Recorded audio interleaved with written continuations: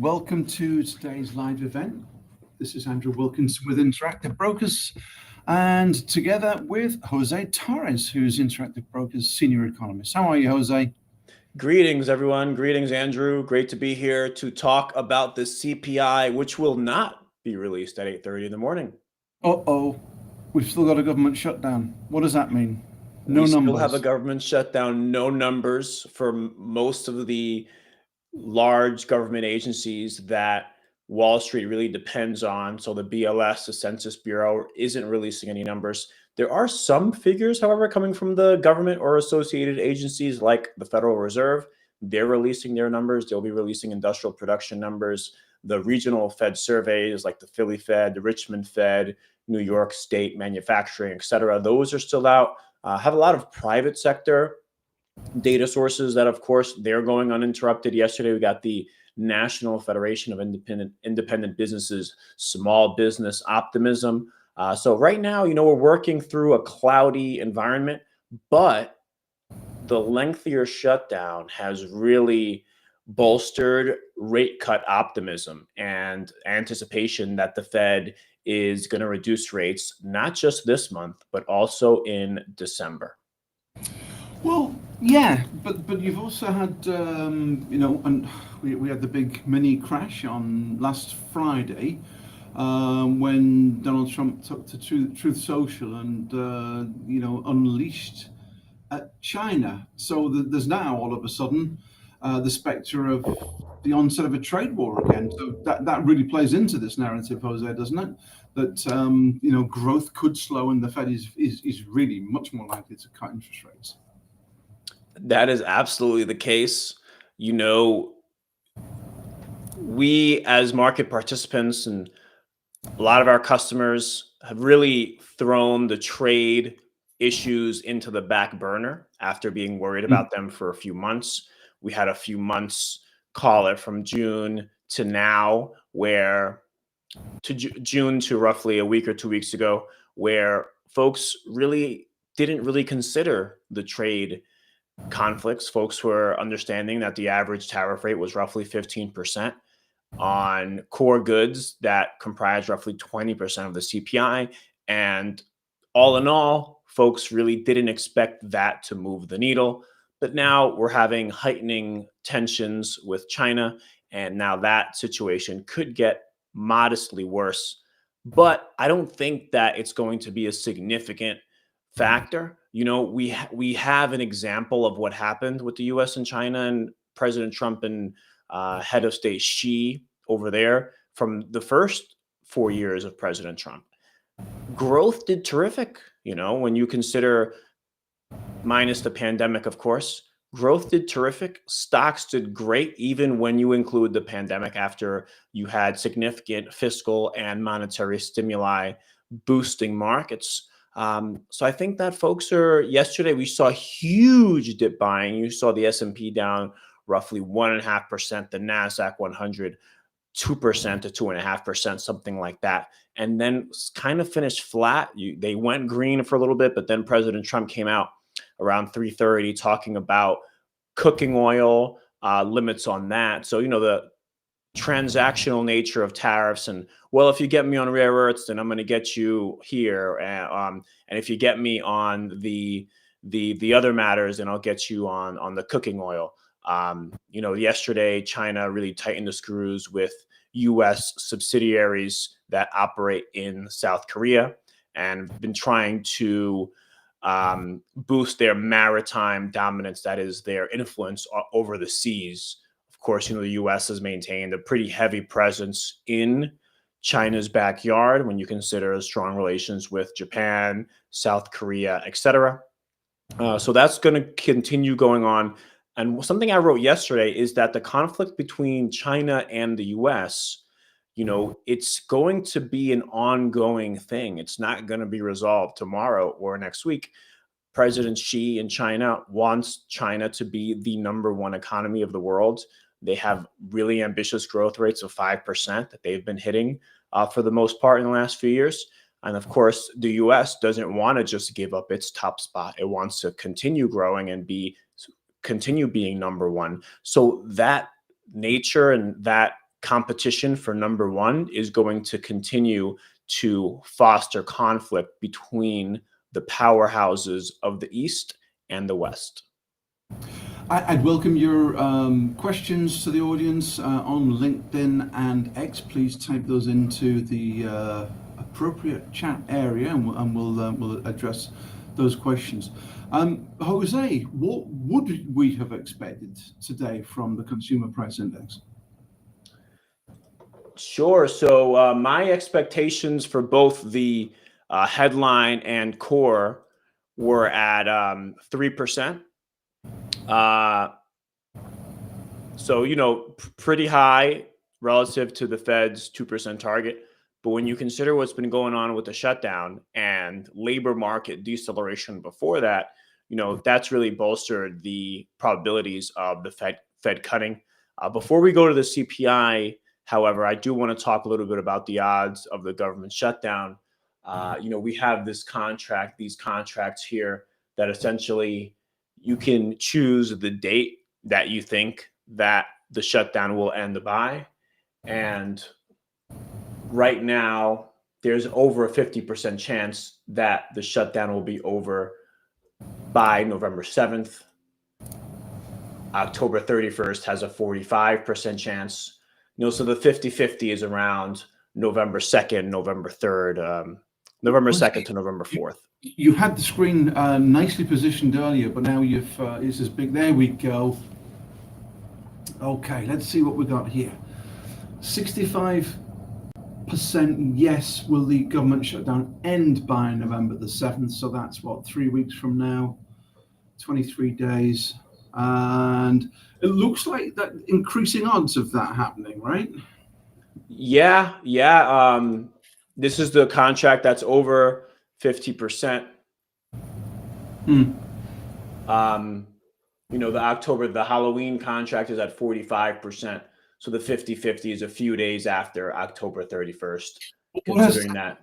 What it may sound like a silly question, Jose, but what has to happen for the government shutdown to end? The answer is it has to open again. But how does that happen? What are the mechanics there? Yeah, you know, there has to be, it seems at this point, of course, there's a lot of pressure on both sides. So really it's which side is going to buckle first. You know, with the Democrats, they want healthcare. They want to backtrack on a lot of the healthcare reforms that President Trump implemented, namely the Medicaid cuts, as well as the expiration of the Obamacare era health insurance subsidies, which are due to expire this year. And that'll mean, generally speaking, higher premiums for Americans. So the Democrats want concessions on that front. The Republicans want to reopen the government before they start negotiating on those factors. So there really some middle ground has to develop where either the Republicans decide to pare back some of the Medicaid cuts or offer some kind of an extension to the Obamacare healthcare subsidies, or subsidize them in a reduced manner to meet in the middle of the Democrats. Also, the Democrats can just essentially drop all their concessions. You know, most federal employees that aren't getting paid right now due to the shutdown, you know, they do tend to vote for the Democrats. A lot of unionized workers, you know, when you go to the history of unions and federal employees, it tends to be more Democratic Party legislation, tends to be more supported by the Democrats. So Democrats are under a lot of pressure, of course, to get their voters in the federal government to begin receiving their paychecks again. But the Republicans are too, because there's a lot of ripple effects when you have, and federal employees are for the most part, generally speaking, high income workers, make a lot more than average workers around the country. So the ripple effects start to work their way through their economy, through economies, especially in DC, that houses the highest share of federal workers compared to other cities. So the ripple effects on these folks not spending as much as they used to, and which businesses are accustomed to receiving that revenue. Of course, the child care implications, the implications for savings as well. So there's a lot of pressure on both sides. And I think that some middle ground or one side will just have to just succumb to the pressure and just accept the requests from the other for this to end. Mm-hmm. So how do you spread this? All contracts, all no contracts are ultimately going to be worthless, right? When the government opens back up again. So you could buy a yes with a near date and a no. Well, no, the other way around, right? No with a far date. Ultimately, the government opens again, right? Yeah. So October 24th carries a 25% chance of an opening. So you could buy the yes here at 25, and then mix that with the no here at 33 for November 7th. That's somewhat of a spread trade that you could make. Mm-hmm. Yeah, it's difficult to see how this gets resolved, and Trump is an excellent negotiator, and he's got a very good way of being able to mirror the problems onto the Democrats, doesn't he?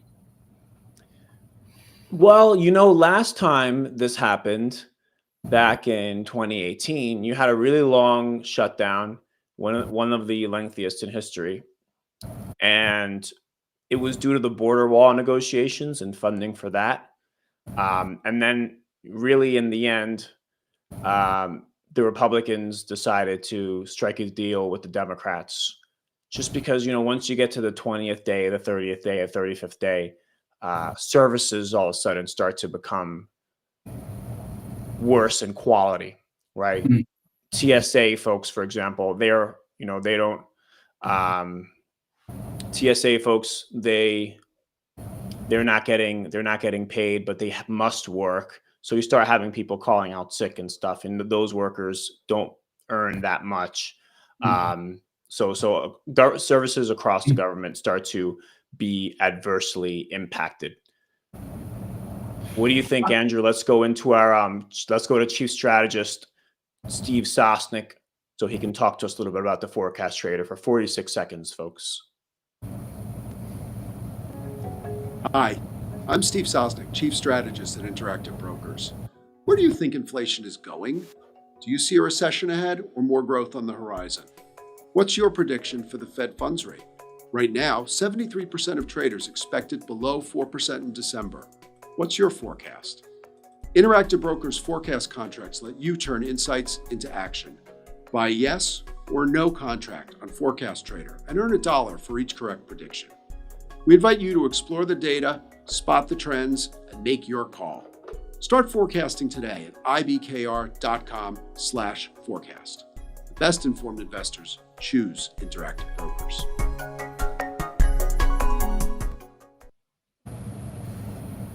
All right, folks, we're back. That was the voice of Chief Market Strategist Steve Sosnick, and maybe we'll watch the video later on, but that was certainly the audio of Steve Sosnick. Jose, tell us, I'm seeing increasingly more interest in this event contracts globally. On the tab that you have open there are new event contracts being added all the time. I'm seeing one there for the, what is it? Was it the legalization of the Federal Reserve or something? If you can bring that page back up again. Yeah, absolutely.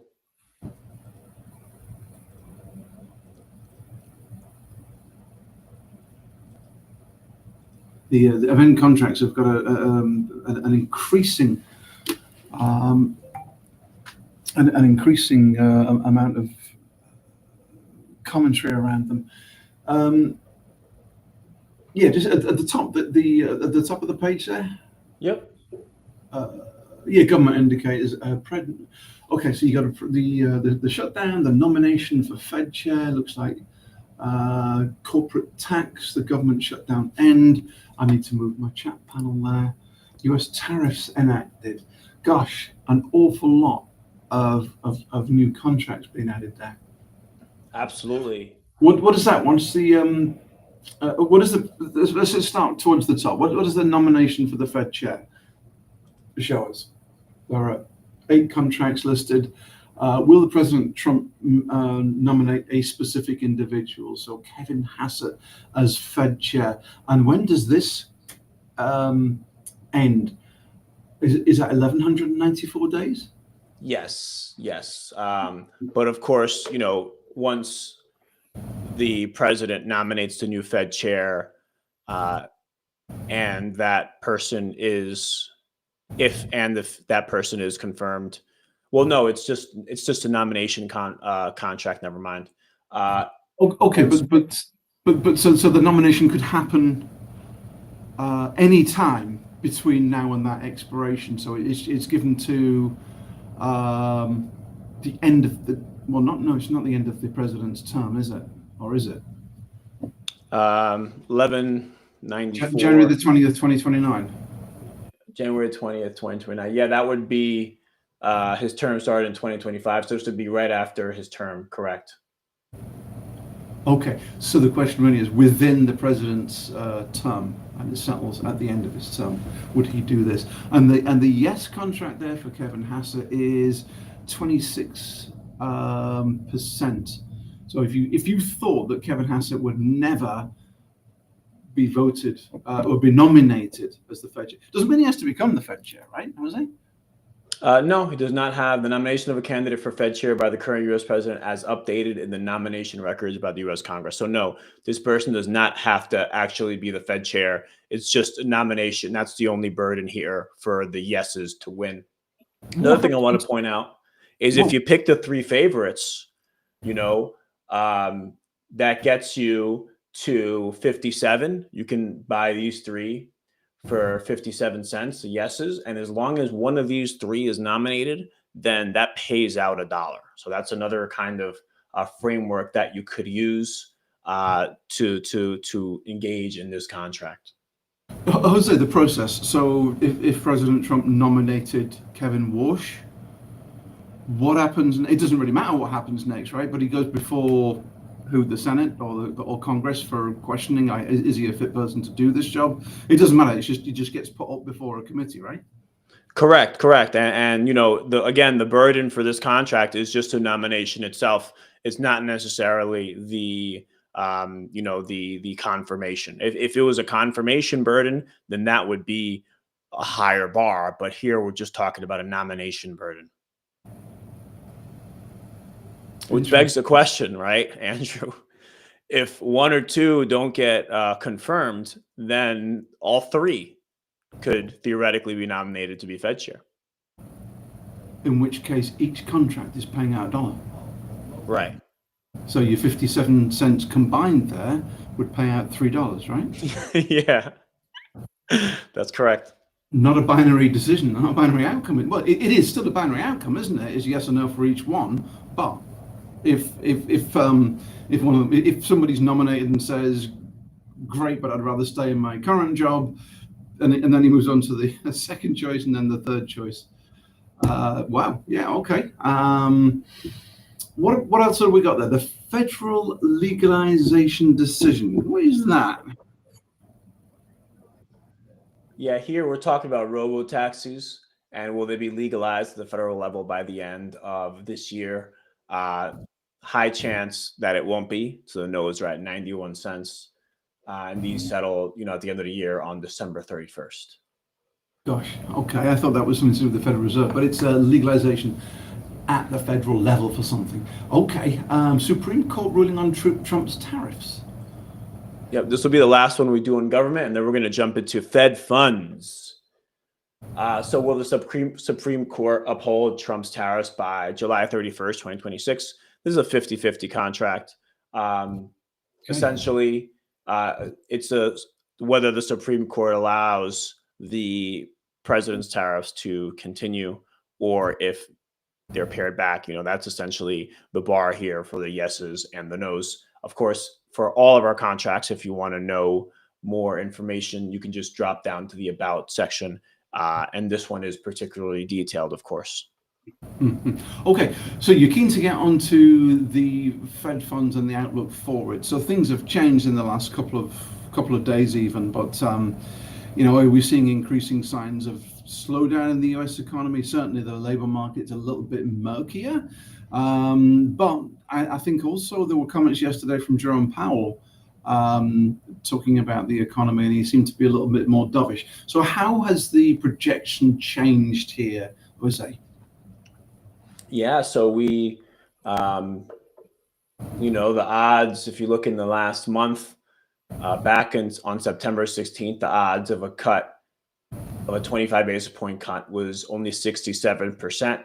And this has been steadily rising, Yeah, as looks the like a done days. deal now, right? 95 cents. Yeah, we're up to 95 cents here on this contract. But folks, I want to point you to the December contract because there is an arbitrage opportunity here where you have a yes that the Fed will reduce rates by 25 in December. But if you look at the CME's data, here's an arbitrage opportunity. There's a 94% chance that the Fed will reduce rates in December. So this would be an opportunity here to essentially buy the 81 cents here and then buy the 6 cents here, right? The equivalent, of course.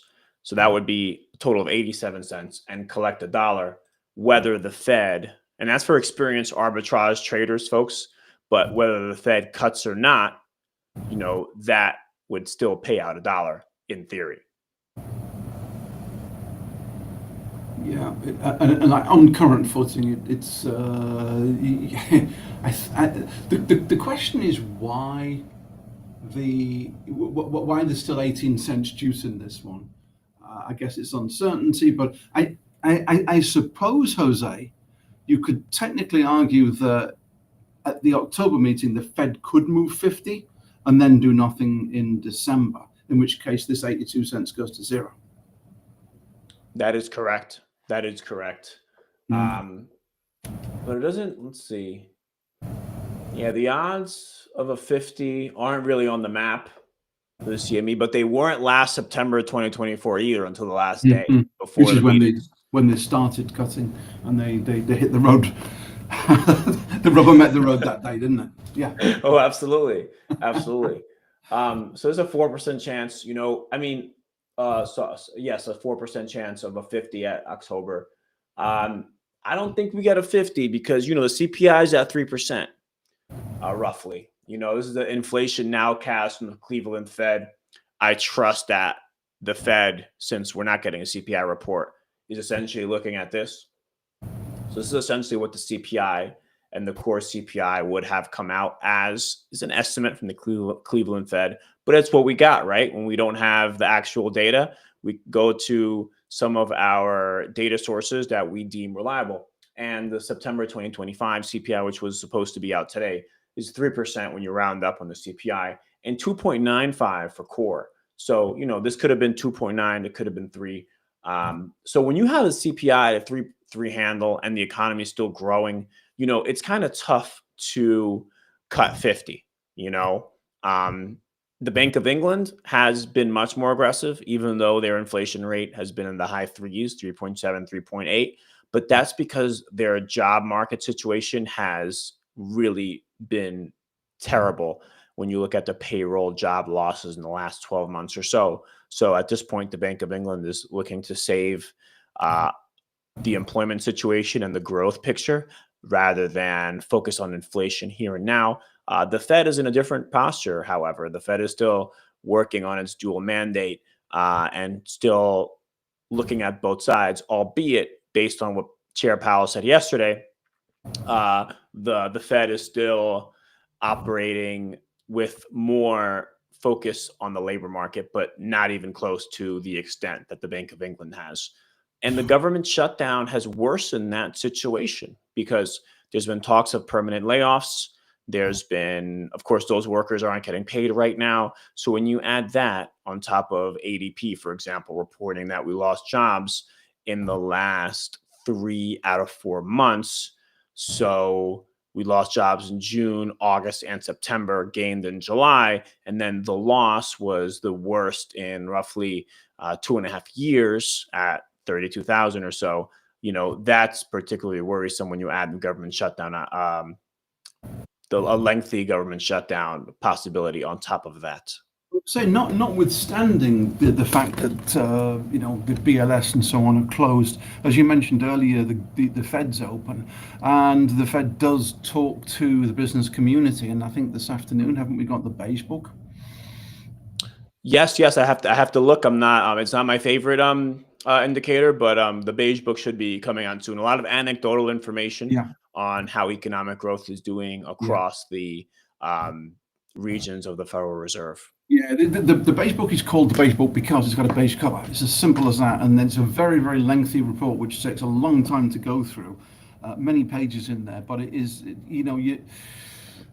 it does talk about, on balance, respondents in this district and that district, said this and said that. They're worried about this, they're worried about that. The signs of the labour market were this and that. So it's a very useful, even though lengthy report. But it will be interesting to see what comes out of that. Certainly, given that, as you said, that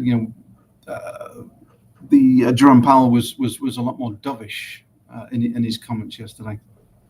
Yeah, he essentially spoke about the quantitative tightening program possibly being completed soon. Also, back to the beige book, it is coming out today at 3 p.m. So that'll be a data source that I don't typically examine significantly, but since the government shut down, we'll be paying a lot more attention to that. Markets, the long end of the curve is coming in a little bit. The 10-year is down. Look at that. The day's low was 4.001. We look at a year-to-date chart here. We started the year at roughly 450. We're down in the fours on the long end. So just pretty strong rally in treasuries here. Part of what's been driving this rally in the last few days, of course, has been especially yesterday, has been the Federal Reserve talking about ending the quantitative tightening program, which means that the central bank won't be selling off its treasuries or letting them roll off the balance sheet, letting them mature at the speed that they were. So essentially, as the Federal Reserve trims its holdings of treasuries, the government, the Treasury itself, has to now find more private sector buyers. So the fact that the Fed is stopping that, it cushions the Treasury and offers support to the fiscal situation. So today, even though the 2-year is flat, the 10-year is coming down a little bit. So this will be a bull flattening move. Even with that, Jose, we've seen a little bit of volatility creep back into the markets following Friday's comments. Stocks fell, rose, fell, and this morning they're back up again. So we're getting that volatility, but more to the upside. What's the forecast market tell us about volatility towards the end of the year in the final quarter? Yeah, just here's a chart here showing the S&P 500 E-mini futures. It's been pretty bumpy ride.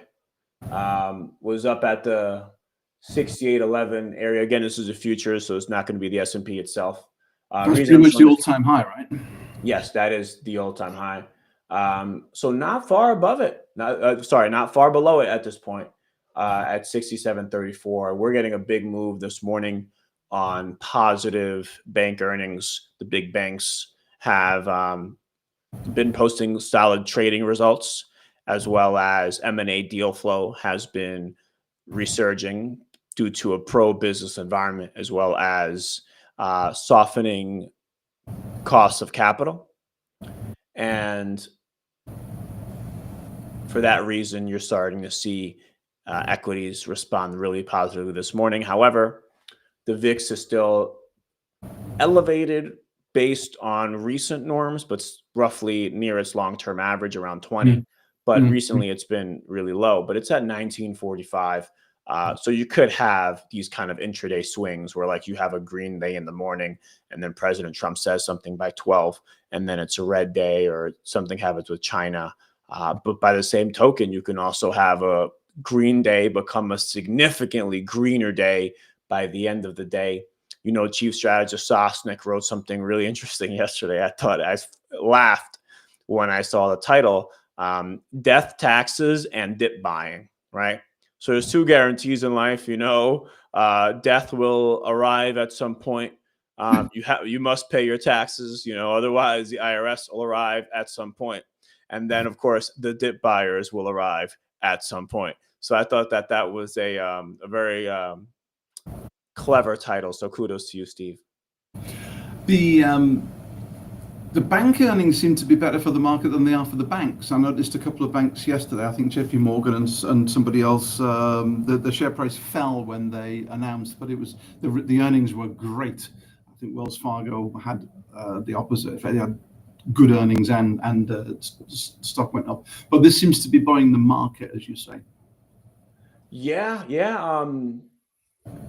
It's been mixed. You know, yes, we're still off of the all-time high for the XLF. That's the financial ETF. But you know, not far from it. This morning we're getting a positive boost. Yesterday we're up 1.1%. Today we're up already 80 basis points. So we're really nearing. Does it surprise you with the bull flattening that you're talking about in the yield curve? I mean, it's typically not good for bank earnings when the long end comes down. It reduces the spread, right? For them where they borrow and have to pay customers out on deposits and where they're lending at. Yeah, I mean, you know, the banking has changed so much these days, and the depository institutions, they don't really run the market anymore. But you're absolutely right. That's the traditional relationship. But for example, the biggest banks, like the biggest bank, doesn't pay anything on deposits, you know, because it depends on its technology and its Zelle payment platform to really drive consumer interest. You know, in my old post at the FDIC, it was shocking to see some banks that were in need of deposits. They would raise their deposits, their interest rates on deposits, Andrew, so high. And no matter what, nobody would want to deposit their money there. Whereas in the 80s, you had brokered deposits. This was hot money. And this money would flock from bank to bank on a differential of 3 to 4 basis points on interest rates. You know, that those times aren't here anymore. We're in different times, and the depository position and landscape is really not as dominant as it used to be. Right now, it's much more about the trading, the capital markets, the advisory businesses, the wealth management stuff, as well as the deal flow in M&A. You know, and that's really what's been driving the banks, and the big banks have essentially taken up a greater and greater share of the financial sector overall. Whereas regional banks that do have that more traditional kind of business model, you know, haven't been as buoyant and don't really benefit as much from animal spirits in markets. We do have a question, folks. Michael on YouTube asks whether companies like NVIDIA, and I think he means AMD, not ADM. ADM does something different to AMD, could be negatively affected as a result of the US and China tension. Oh, without a doubt, folks. Without a doubt, the tension, it centers around who's going to control artificial intelligence, who's going to control the factories of production, and who's going to have access to what. So we saw the same thing happen back in Trump 1.0. The semiconductors would go on absolute wild swings because they're so sensitive to global affairs, specifically US and China. So absolutely expect if that situation gets worse as it relates to artificial intelligence and semiconductors, you can definitely expect some wild swings there. That's vulnerable for the market, of course, because we know that AI has really driven this bull market, not just from the earnings growth perspective, but also from the valuation expansion. We are trading at rich multiples. We are expecting a stronger growth picture ahead. But we do have a central bank that is accepting an above target inflation rate. And that, folks, is positive and constructive for equities, risk assets. Why? Because if you're letting inflation run at 3%, 2.9, 2.8 over 2, 3, 4, 5 years, I want you to look at the difference of letting inflation be 2.8% over 5 years, compound that versus 2%, which is the Fed's 2% target. And the bottom line of S&P 500 earnings will grow at the inflation rate, all else equal. And that will provide bolstering for stocks, because stocks are not priced in real terms. Stocks are not priced, adjusted for inflation. Stocks are priced nominally. So because stocks are priced nominally and inflation is a tailwind for earnings, all else equal, then that offers you the inflation put as an equity investor and as an additional support. You have a lot of puts, of course. You have the Fed put, you have the Trump put, you have a dividend put. A reason to stay in stocks is because they pay a dividend. So there's a lot of puts out there, a lot of support for equity markets. And a lot of folks that I talk to, a lot of our customers here, they're more afraid about missing out on another 20% year to the upside than having a 25% or 30% correction to the downside. Brings me right on to my final question for you, Jose. What does the year end look like according to the forecast trader? Yes. For equities. Yes.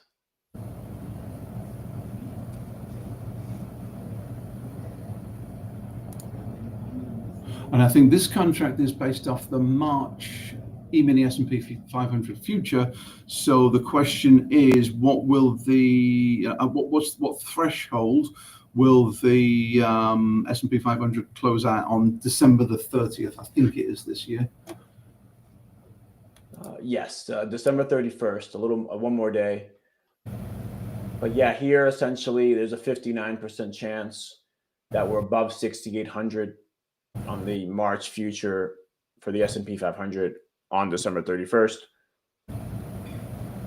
But there's a 58% chance that we won't exceed 7,000. So expecting a year-end number between 6,800 and 7,000 on the March future that expires on December 31st. Interesting. Keep your eyes on that one. That's 79 days away. All right. So generally speaking, before we go, sorry, Andrew, generally speaking, folks, let's see, 3 to 4% more upside by year end,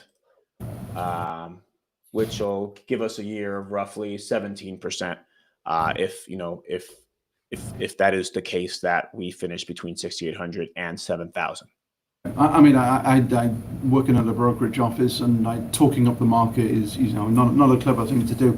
And I'm often a contrarian, but I don't see what stops this market at the moment, Jose. I really don't, particularly not into year end, Likewise, you have really 5 factors that are really helping you. You have milder regulations, you have lighter taxation, you have Fed cuts, you have subdued energy costs, and you have a pro-business environment. So, unless you get like a significant shock like COVID, right? That's what derailed that bull market.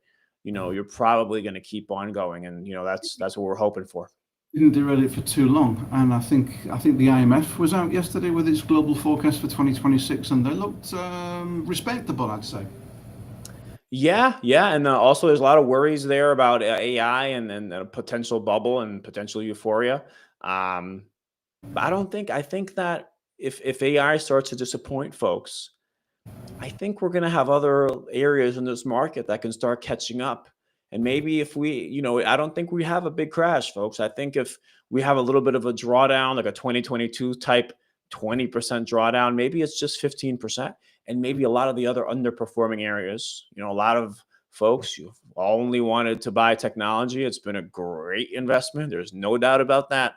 But maybe some of the other areas that have been lagging, healthcare, for example, industrial, some of the defensive areas, the small caps can run a lot if we're still growing and we're getting rate cuts, even if AI is in a bubble, small caps can run like crazy. They're still at roughly flat over 4 years, folks. So there's other areas of this market that can pick up the slack in case AI starts to disappoint.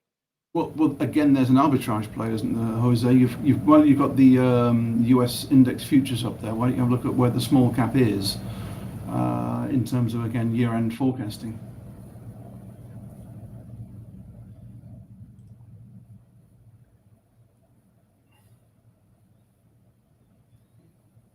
Yeah, we're right around 25.50 for the 50-50 mark. But I think my point here is that if you're right and that small caps run, you should be able to find like the 50% on both and buy one and buy the yes on one, buy the no on the other to look for outperformance on the small caps, or the other way around. Yeah, the only thing is that that could certainly be a sort of a pair trade kind of situation where you're going long small caps because of rate cuts and because of you think that maybe AI enthusiasm could be pared back. So long small caps, short S&P, in a yes to no fashion here in the forecast contracts. That could be somewhat of a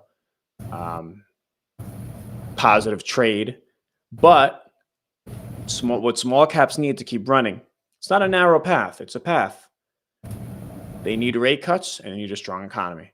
Because if you don't get rate cuts, small caps aren't going to run. They're too financially vulnerable. And if the economy starts to decelerate more meaningfully, they're also not going to run for the same reason. They're financially vulnerable. They don't have heavy profit margins. They can't manage decline in revenues that easily. So it's a path. If you think that we're going to get rate cuts and the economy is going to keep growing, long small caps, short large caps. Yes, when we're looking at it, why don't you play us out with the video of our chief market Let's see if I can figure this out. Andrea's been helping me. Be patient with me, folks. Let's see. Let me go here. And a very, very nice discussion there. And despite the absence of official consumer price index data today. Yes. Change the view and play slide 2. Okay. Okay, so I'm going to video player. Hi, I'm Steve Sosnick, Chief Strategist at Interactive Brokers. Where do you think inflation is going? There we go. Do you see a recession ahead or more growth on the horizon? What's your prediction for the Fed funds rate? Right now, 73% of traders expect it below 4% in December. What's your forecast? Interactive Brokers forecast contracts let you turn insights into action. Buy yes or no contract on Forecast Trader and earn $1 for each correct prediction. We invite you to explore the data, spot the trends, and make your call. Start forecasting today at ibkr.com/forecast. The best informed investors choose Interactive Brokers. Brilliant. Jose, thanks so much. It's Andrew, been and thank you we very have much.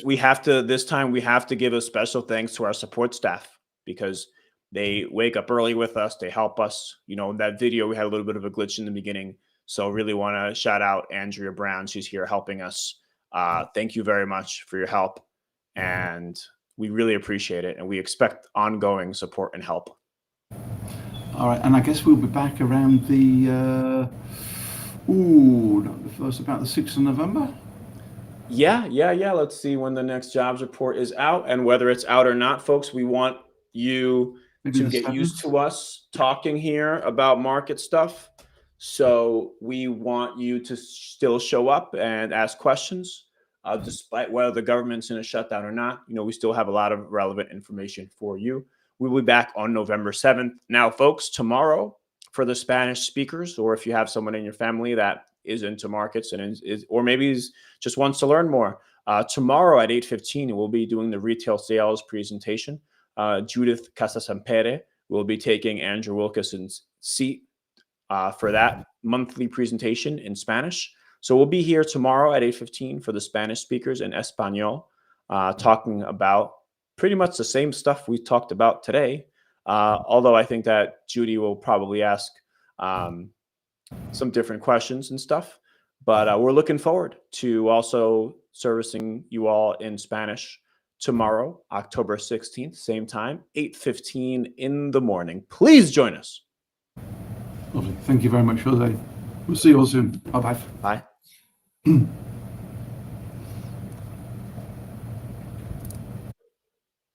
Oh, Realty income ETF. We have a realty income ETF question. Let me look up realty ETF. Okay. yeah, it's somewhat out of the scope here. So I don't know if we're talking about a specific realty REIT, a real estate income trust, but basically these companies are set up in order to collect rent. They provide an excellent yield often, and they have an obligation to pay out something like 80%. I can't remember the exact number. It's either 70 or 80% of their income to shareholders. So they particularly when share prices get really depressed, the yield just by definition goes up. So yeah, there's a ton of them out there. You can get them on real estate. You can get them on oil and gas. That used to be a very popular play on revenues from oil companies. I don't know. Do you have any additional thoughts there for Stephen, who's asking the question on LinkedIn, Jose? Yeah, just looking at the ticker. We can do a little bit of a technical analysis real quick before we go. Share my screen.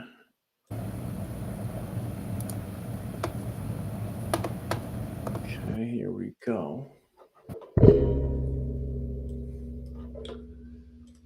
Yeah, so not much upside, but a 2.4% dividend yield. I'd have to look more at the individual security, of course. We're more macro focused here on this channel, but pretty flat with a dividend. If I had to guess, would benefit from cheaper duration, so lower long-term interest rates. That, of course, was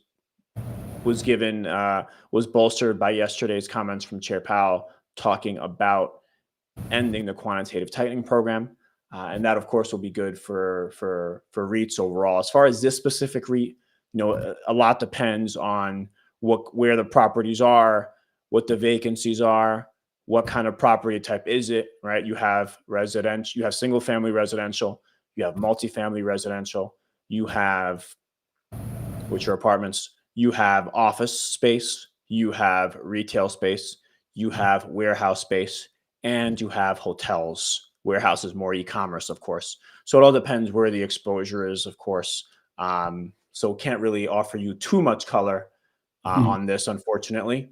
But typically, people go looking for yield from those things, and that kind of explains why its trajectory is pretty much a very range bound, right? So it's interest rates come down, these things become more popular because they're paying out a steady yield. Yeah, and of course, if you don't have much property appreciation, then of course that's also going to weigh on the upside. So it's the rent flow and the durability and the prospects of rent flow, but also the appreciation trends of the particular properties that are in that ETF, like the asset classes that I mentioned earlier. Excellent. All right. That should just about do it. Let's wrap up there, Jose. Thank you very much, Mike. Is it buy for real now, or do you have another question? No, buy for real, folks. Take care.